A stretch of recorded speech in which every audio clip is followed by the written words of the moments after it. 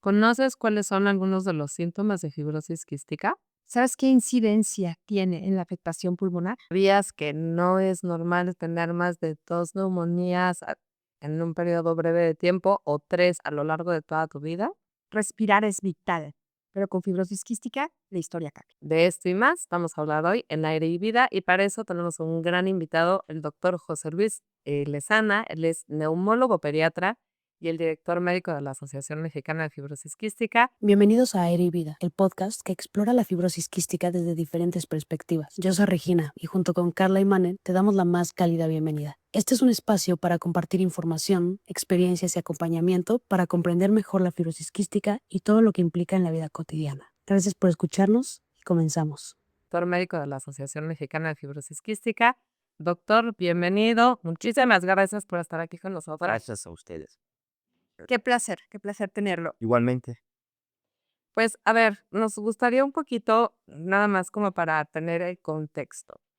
¿Cuáles son algunas de estas características de los niños o las personas con fibrosis quística por las cuales llegan muchas veces aquí a la asociación? Porque a veces no tienen el tamizaje, que ya lo hemos hablado en otros episodios, o estas pruebas de detección temprana.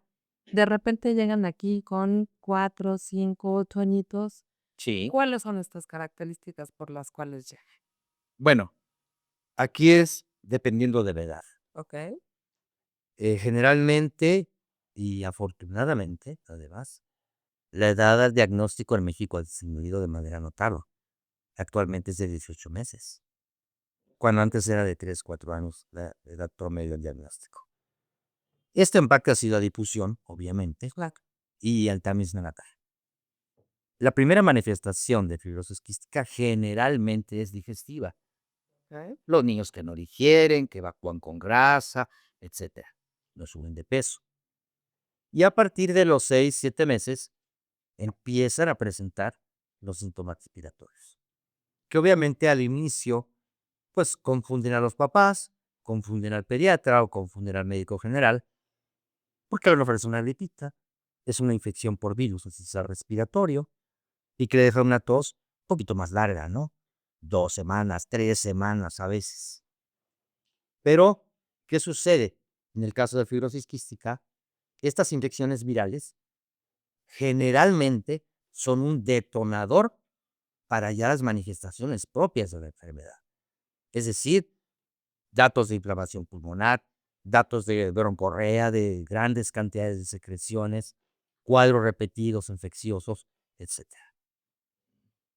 Cuando escuchamos estos síntomas y yo como mamá, ¿no? Ujú. Pienso en los menores, en estos bebés que tienes a tu cargo, no es tan sencillo detectar que pudiera haber un diagnóstico. O sea, porque muchos bebés, yo tengo 4 hijos, uno de ellos tuvo, solamente uno, afortunadamente, el virus sincicial respiratorio.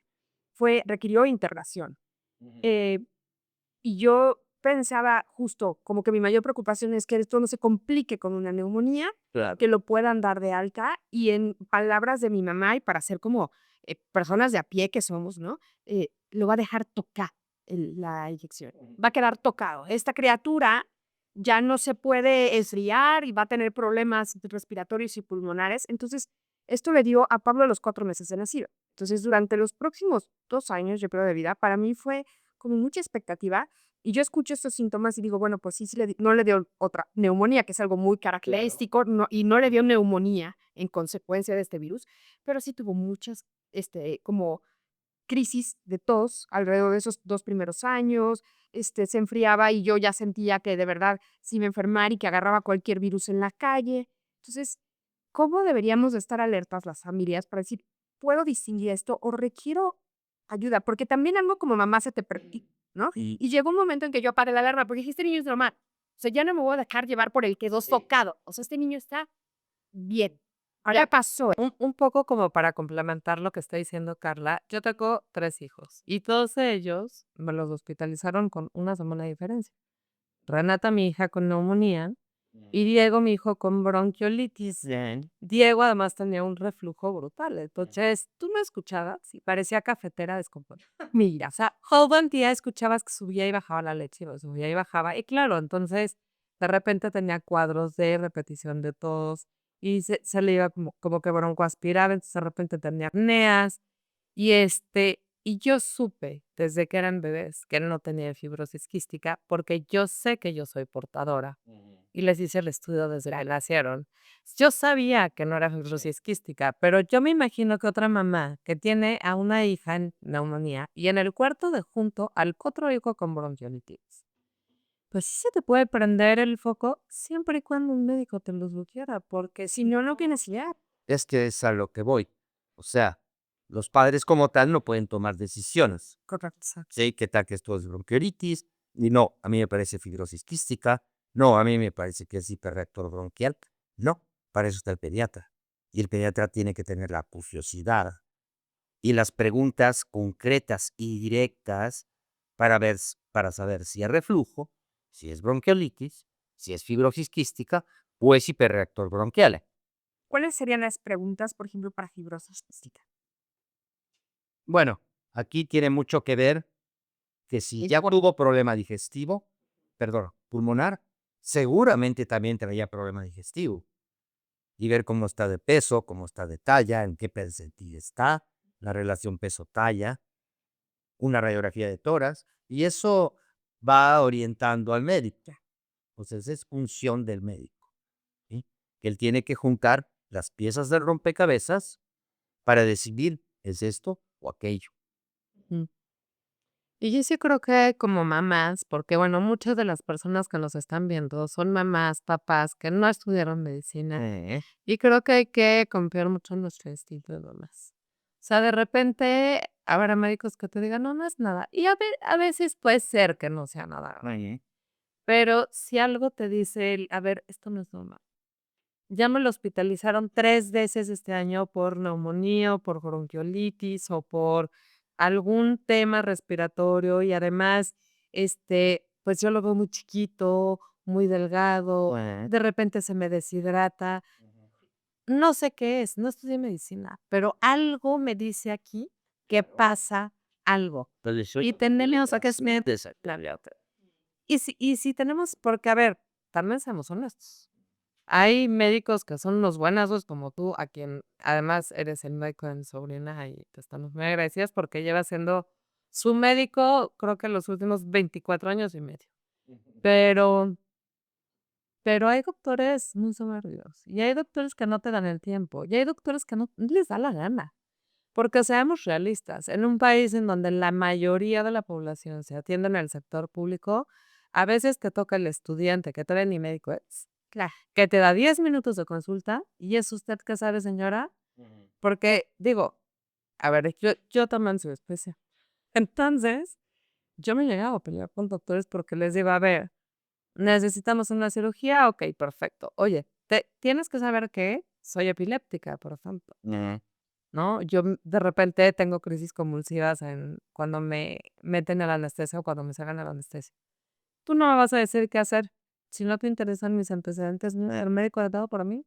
O sea, hay médicos que sí te ponen esa barrera, pero como papás creo que sí podemos tener esa curiosidad de no me están dando aquí las respuestas, vamos a buscarlas con alguien más y hay que escuchar eso.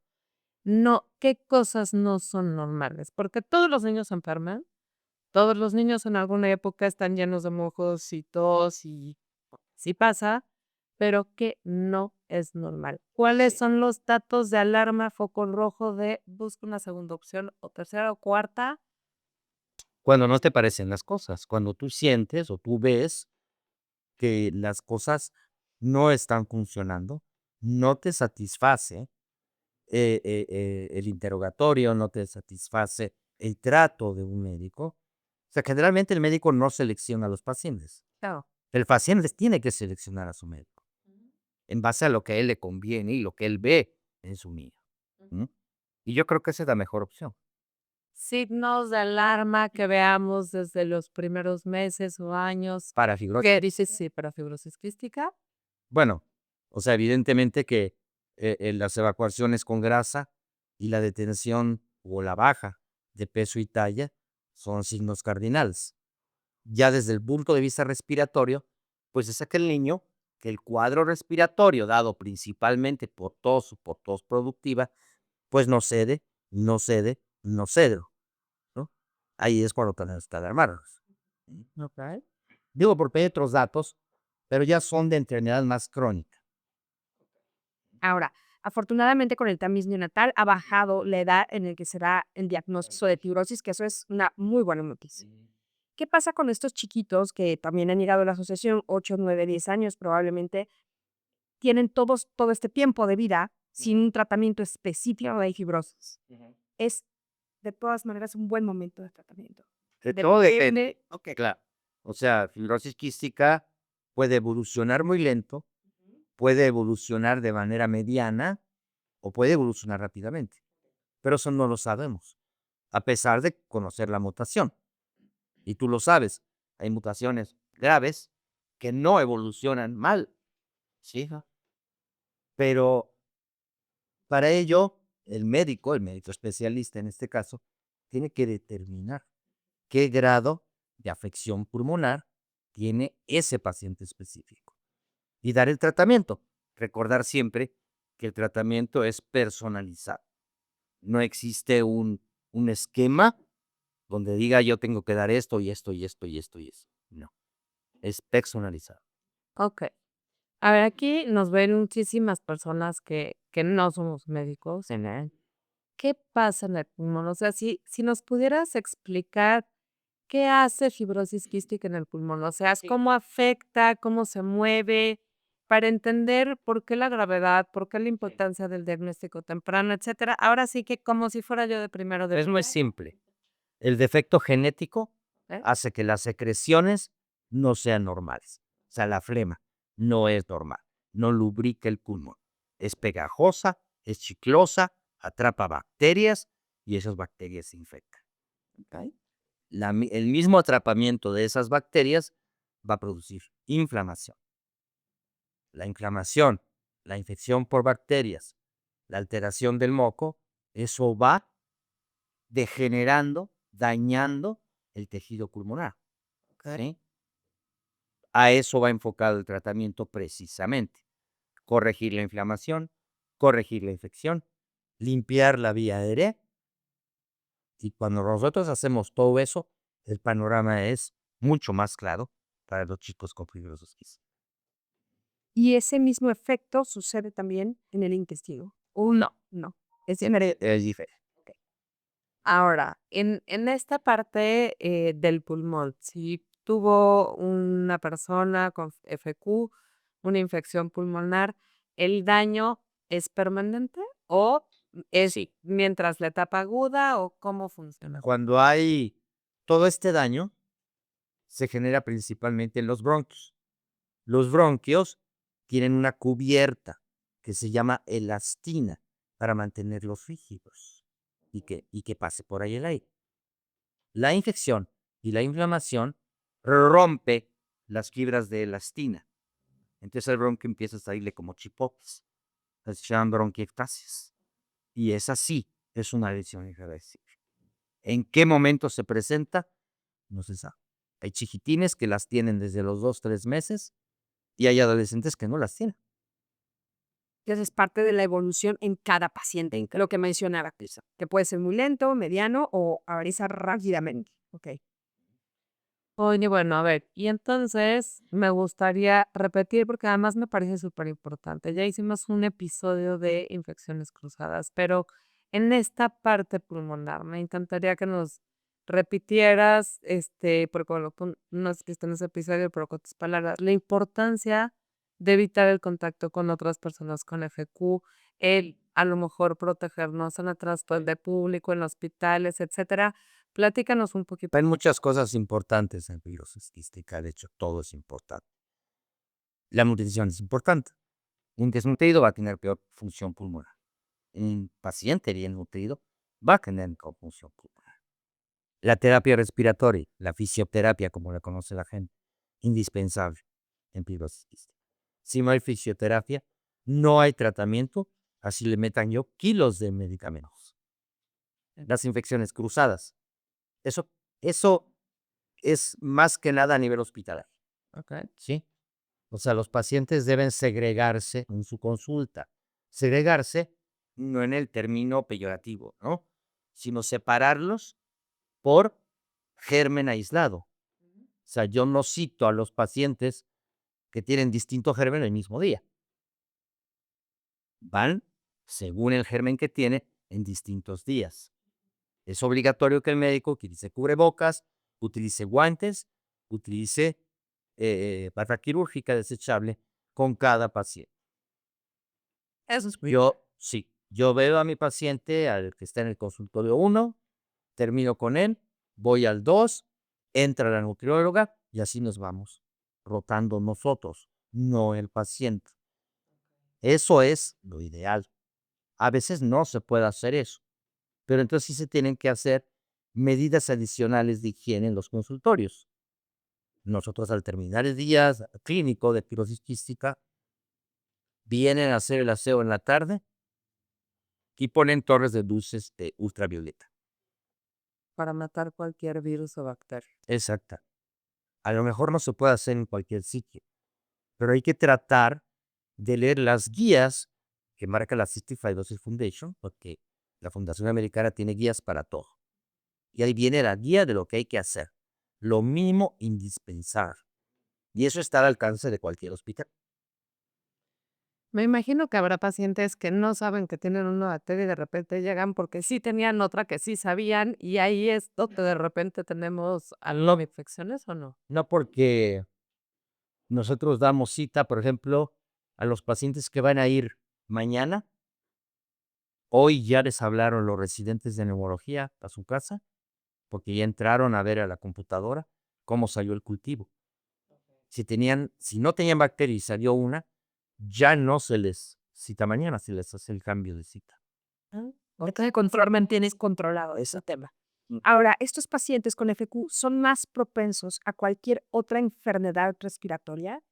Tienen que tener cuidados específicos, No, ¿no? En lugares públicos, esto no o sea, tiene nada que tienen que ir evidentemente que si el lugar es muy concurrido o es de transporte, pues hasta el individuo sano sí, que es lo que lo que mencionar.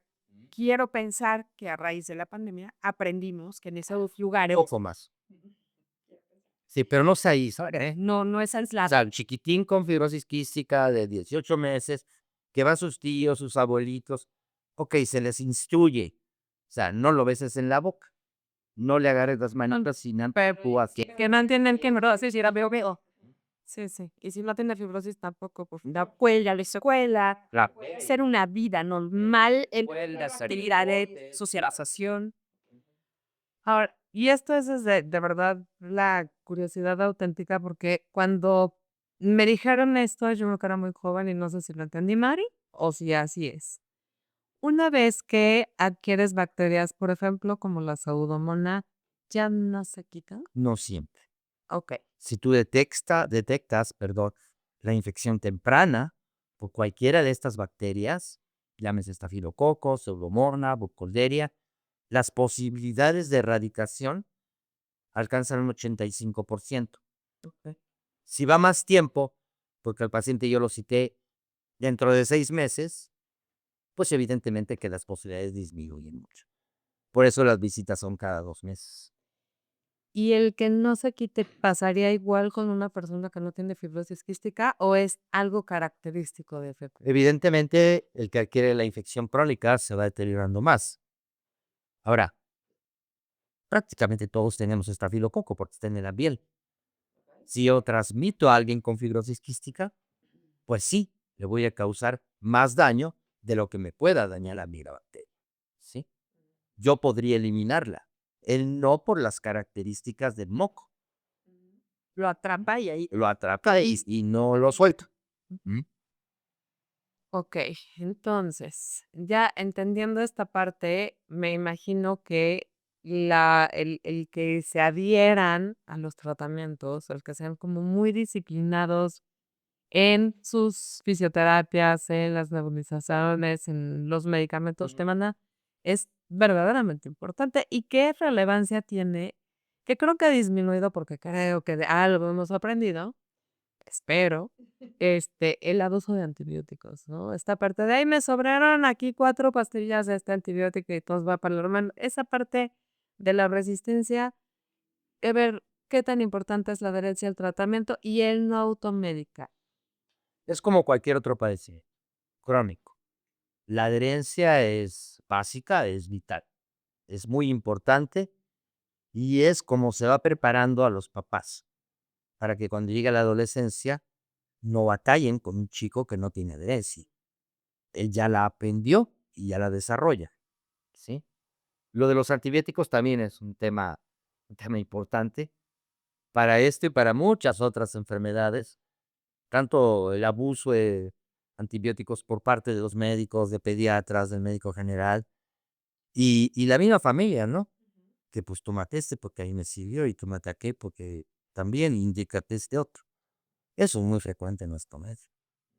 Y no nada más por fibrosis quística, sino en general.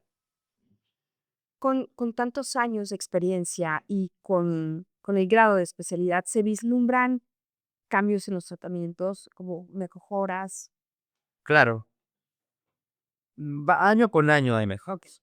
O sea, investigaciones no en todo el mundo. En México desafortunadamente no hay investigación básica, que se llama, para el diseño de nuevos medicamentos. En países desarrollados, obviamente, sí los hay. Y sí, hay nuevos medicamentos, se llaman moduladores, ¿Qué? que de alguna manera modulan el comportamiento de la proteína anormal que produce el gen.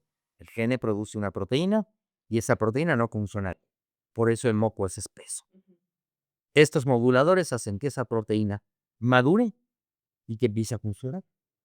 Es como si corrigieran el gen, no específicamente, más bien corrigen El, la proteína. Claro. el gen se produce en el centro de la célula, ¿sí? Ahí están los genes que heredamos. Ellos se encargan de producir proteínas. Una de ellas es la proteína de fibrosis quística, proteína CFTR. Sale del núcleo de la célula y madura en las distintas estructuras que hay en la célula y luego ya se va a la superficie para que, para que haya intercambio de agua o agua. Sí, si esta proteína no madura, pues no llega. Estos moduladores y potenciadores lo que hacen es madurar la proteína. Yo le llamo engañarla porque la engaña. Para que se comporte de una Para manera que normal. para que se acople a donde debe de acoplarse para que madure y de ahí ya salga madura. Y esto sí está cambiando la vida de los pacientes. Radicalmente, radicalmente. Ahora, es por lo que entiendo un tratamiento muy costoso. Entonces, ¿cuál es la realidad en México? O sea, ¿cómo ves tú el futuro en cuanto a que sea un medicamento accesible para la población de FQ? Para ser accesible cualquiera de estos medicamentos tienen que entrar a un proceso y que las instituciones de salud los entreguen. De otra manera, no. Nadie puede comprarla. Hay cosas de las que no puedo hablar. ¿Ok? Yo conozco el precio que va al cual puede ingresar al sector salud, pero no puedo hablar de él, ¿sí? Que no es ni con mucho el de Estados Unidos. Estamos hablando de 75% menos. Ok, Con esa expectativa, creemos que sí puede ingresar a México como una nueva molécula. ok. Como dentro del compendio, digamos, Sí, del compendio. que sería lo ideal, ¿no? O sea, porque al final yo creo que si hablamos en porcentaje, yo creo que menos del 10% de las familias con AJQ tendrían la accesibilidad económica de poder comprar este medicamento todos los No, mucho menos de eso. bueno, pues más. Ok, entonces quiere decir que el 95% depende de que las instituciones públicas agreguen este medicamento en el papel. Gestionen y lo. Porque hemos hablado de que el daño pulmonar es irreversible. Entonces, tenemos esto que es súper innovador y esperemos que pronto sea una realidad. Además, está aprobado para niños a partir de los 2 años. Maravilla. Antes de que se generen daños. Exactamente. Ahora, este medicamento, vamos a suponer que entre a México, que yo de verdad espero que así sea, que entre en el compendio, que sea una realidad para todos los niños, niñas y personas con EPQ. ¿Revierte el daño pulmonar antes de tomar el tratamiento o mejora a partir de que lo tomas las circunstancias? Mejora porque ya las células de tus pulmones funcionan bien. O sea, tenemos miles de millones de células en los pulmones. Fibrosis quística afecta en parches, ¿sí? Ujú. Unos sitios más, otros sitios menos. Hay sitios que no están tan afectados. Y ahí es donde este medicamento hace su función. ¿Total? Evidentemente, a los 2 años, prácticamente no hay daño pulmonar. Entonces, el medicamento se da antes de que aparezca ese daño, y el daño o no va a aparecer o va a tardar décadas en aparecer. ¿Mm?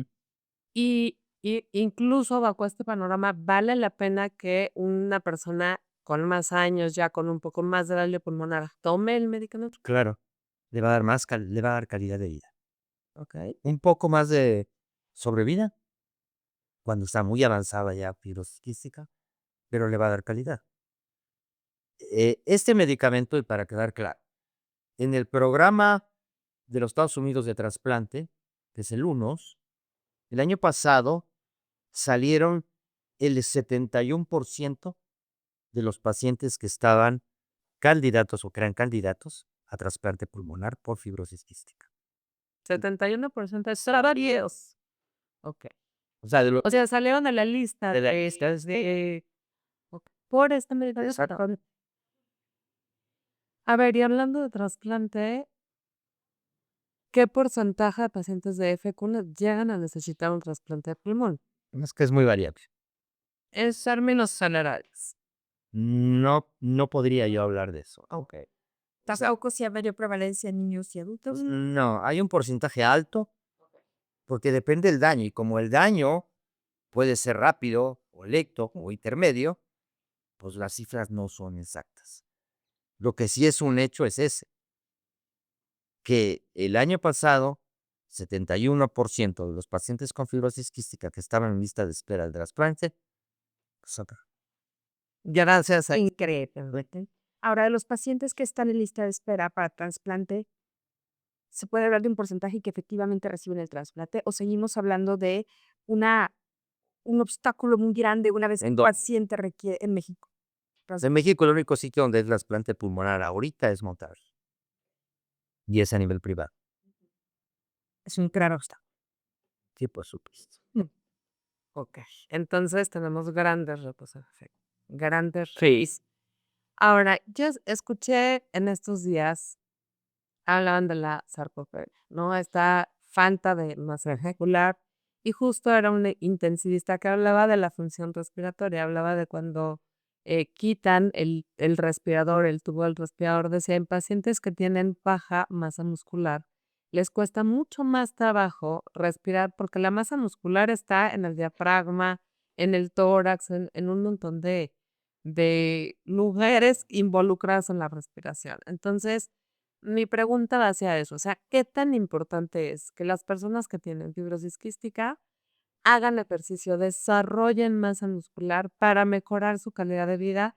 Y también esta parte de la respiración, porque me llamó la atención que además justo lo vi ayer o antier, ¿qué tanto impacto tiene o no tiene ningún? Paciente intubado, después de los 5 días de intubación, y ahí saco pecho, ¿Ok? ¿sí? Paciente con fibrosis quística, es muy importante el ejercicio, y forma parte de la terapia respiratoria. O sea, porque no entendamos cómo ofrece terapia, darle golpecitos al chico, ¿no? Eso ya no se usa, de hecho.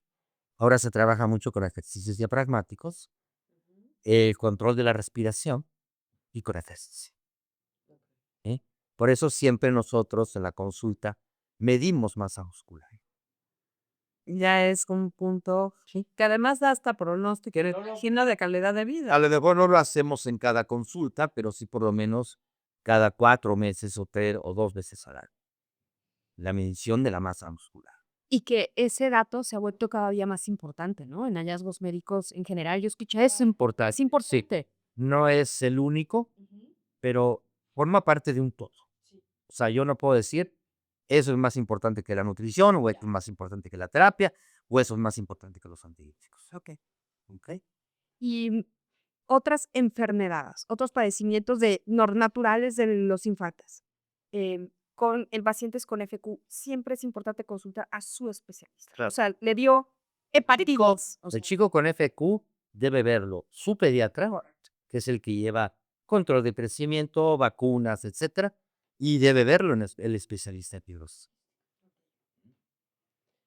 Ok, entonces, tú eres aquí el director en la Asociación Mexicana de Fibrosis Quística y me imagino que te han llegado casos de todo tipo. Y una de las cosas que he visto que promueven aquí en la asociación es este equipo multidisciplinario. sí.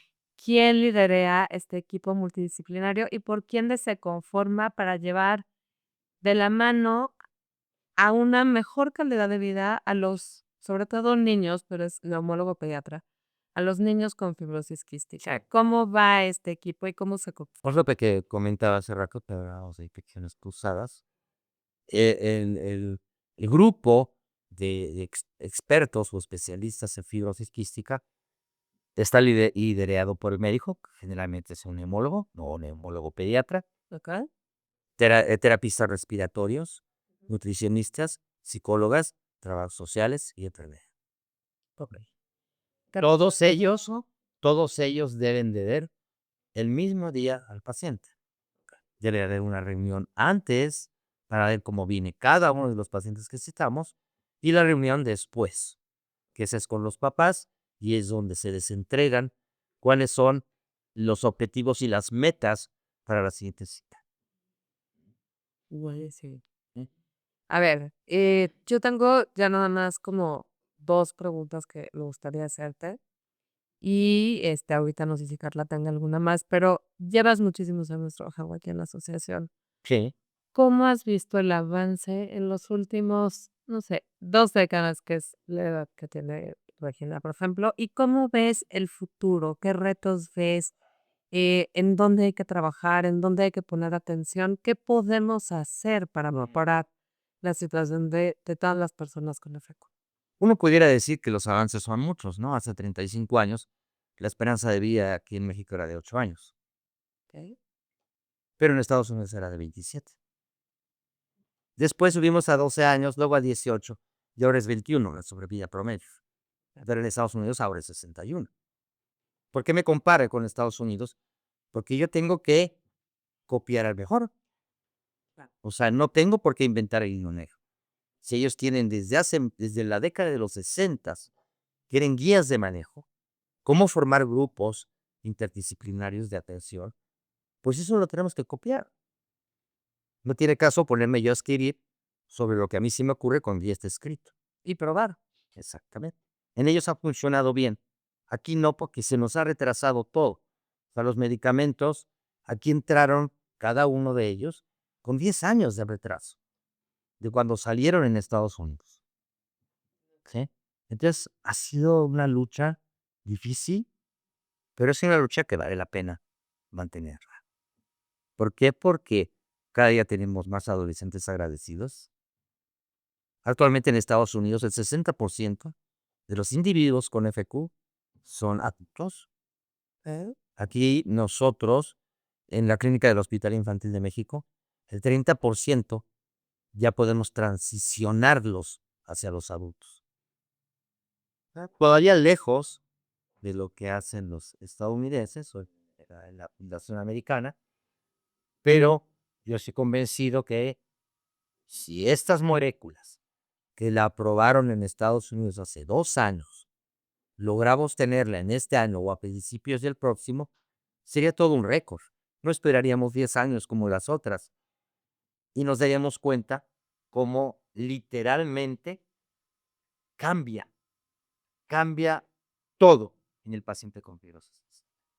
Desde la dinámica familiar, la dinámica de pareja, la escuela, peso, fuerza física, talla, resistencia respiratoria, absolutamente todo mejora. Como el mayor obstáculo para la aprobación de estas moléculas y si hay temas que no se pueden hablar, pues no se puede. ¿Qué da gusto? ¿Es costo o es No, todavía investigación o México? Nada. eso Es un costo. ¿Ya es un medicamento aprobado por Cofepris? ya, Ok, desde mayo. ok. Lo cual es un super logro. O sea, que por lo menos allá ya ponemos super check. Falta que ingrese a esto del catálogo de medicamentos. ¿qué podemos hacer por las personas con fibrosis quística? ¿Cuáles son las áreas que tú ves de oportunidad en donde pudiéramos Ahorita sumar?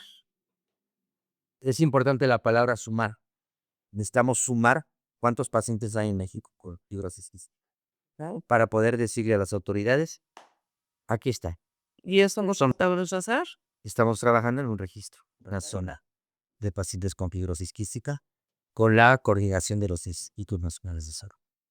Entonces, por favor, si no están en esa lista, pónganse a Si los médicos tienen que adherirse a eso, que sí lo van a hacer. Ya está hecho el protocolo, está en fase de aprobación. Teniendo eso, un registro facilita muchísimas cosas. Porque entonces sí tenemos evidencia. Ahora se dice hay como 3,000 pacientes con fibrosis. Entre los neumólogos pediatras, sumamos 1,000 pacientes. ¿Dónde están los otros 2,000? No los tiene que decir el registro. Ok. ¿Qué más se puede hacer? Yo creo que eso es básico. Y el involucrarse en un registro te involucra indirectamente en otras cosas. Mejor atención. ¿Cómo mejoro la atención en mi centro? El registro americano ha servido para eso. El registro americano compara todos los centros de fibrosis quística. Y unos están aquí y otros están aquí en las barras más bajas. Caramba, si mi centro está aquí, pues ¿qué hicieron estos para estar aquí? Entonces tengo que cambiar mi forma de ser o mi forma de actuar, buscar las formas de mejorar la atención, la calidad de la atención. Y es lo que hacen los americanos. Es una competencia sana entre todos ellos, todos los centros. 129 centros pediátricos, 119 centros de adultos. Bien. Pues grandes esfuerzos, todavía falta mucho por hacer, pero es muy refrescante tener esperanza. Claro. Hay investigación en otros países que se puede hacer llegar aquí, aprobando estas moléculas, y yo creo que nunca se va a tener un foro para decirle a las autoridades que todavía tienen mucho que hacer. Y creo que también es importante invitar a la sociedad en general. Si eres una persona con FQ, si tienes a una persona cerca de ti que tiene FQ, de verdad lean sobre esta enfermedad, acérquense a sus médicos especialistas, involúcrense en entender la importancia de los tratamientos, del ejercicio, de la nutrición, porque este es un trabajo en equipo. Y si tú no tienes FQ o no conoces a una persona con FQ, comparte esa información, porque puede ser que por ahí tengas a una persona cerquita que su hijo o hija tenga todos estos síntomas y que esta información pueda tal vez sacarla a un diagnóstico. Doctor, muchísimas gracias Sí, al por la contrario. información. Un placer, doctor. Igualmente. Y ya saben, escúchenos y compartan mucho. Las opiniones compartidas por nuestros invitados e invitadas son responsabilidad exclusiva de quienes las expresan y no representan necesariamente los valores de la Asociación Mexicana de Fibrosis Quística ni de Raíces con Alas. Este podcast tiene como propósito únicamente informativo y no sustituye la orientación, diagnóstico ni tratamiento profesional. Te invitamos a mantener siempre una comunicación cercana con tu equipo médico y seguir sus indicaciones. Si necesitas apoyo, te recomendamos contactar a tu especialista de confianza o a la Asociación Mexicana de Fibrosis Quística, donde podrás encontrar acompañamiento y orientación profesional.